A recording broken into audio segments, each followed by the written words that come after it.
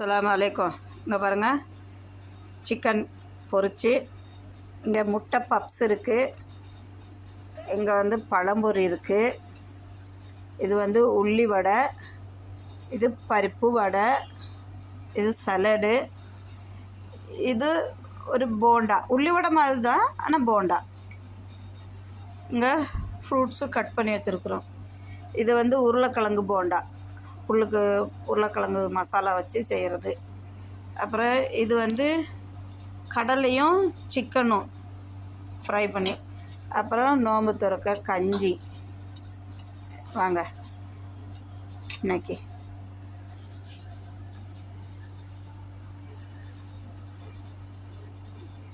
வாங்க பிஸ்மில்லா. நோம்பு துறக்க நைட்டு எல்லாம் வாங்க.